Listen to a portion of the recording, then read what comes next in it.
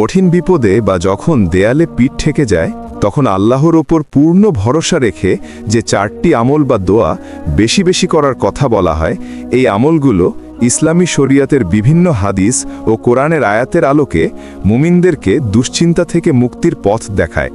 দেয়ালে পিঠ ঠেকে গেলে অলৌকিকভাবে উদ্ধার পাওয়ার 4টি আমল, বিপদ যত কঠিনই হোক না কেন আল্লাহর প্রতি পূর্ণ আস্থা ও বিশ্বাস রেখে এই 4টি আমল বেশি বেশি করলে আল্লাহ মুক্তি দান করবেন ইনশাআল্লাহ। 1. বেশি বেশি ইস্তিগফার বা ক্ষমা প্রার্থনা। বিপদের মুহূর্তে প্রথম এবং প্রধান কাজ হলো আল্লাহর কাছে নিজের ভুল ও গুনাহের জন্য ক্ষমা চাওয়া, কারণ অনেক বিপদ আমাদের নিজেদেরই ভুলের ফসল। আমল সর্বদা সংক্ষেপে আস্তাগফিরুল্লাহ অথবা পূর্ণাঙ্গ ইস্তিগফার, যেমন আস্তাগফিরুল্লাহ আল আজিম ওয়া আতুবু ইলাইহি পাঠ করা। আস্তাগফিরুল্লাহ অর্থ আমি আল্লাহর কাছে ক্ষমা প্রার্থনা করছি।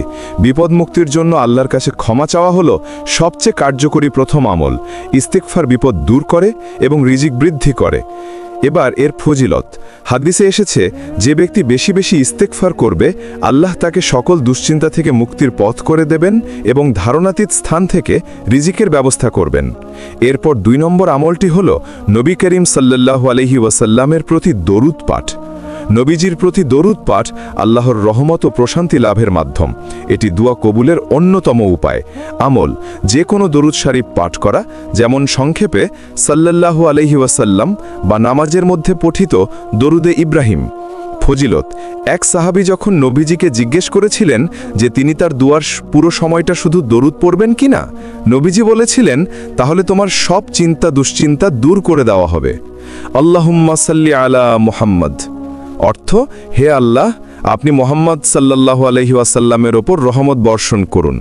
বেশি বেশি দুরুদ পাঠ করলে সকল চিন্তা ও দুশ্চিন্তা দূর করে দেওয়া হয় এবং মনের সব আশা পূর্ণ হয়। 3 নম্বর আমাল ইউনুস আলাইহিসসালামের দোয়া বা দোয়া এ ইউনুস। এটা চরম বিপদ থেকে মুক্তির জন্য পরীক্ষিত এবং কোরআন হাদিস দ্বারা প্রমাণিত একটি দোয়া। দোয়াটি হলো লা ইলাহা ইল্লা আনতা সুবহানাকা ইন্নী কুনতু মিনাজ জালিমিন। উচ্চারণ লা ইলাহা ইল্লা আনতা সুবহানাকা ইন্নী কুনতু মিনাজ জালিমিন। অর্থ, তুমি ছাড়া কোনো ইলাহ নেই, তুমি পবিত্র, আমি নিশ্চয়ই জালিমদের অন্তর্ভুক্ত ছিলাম।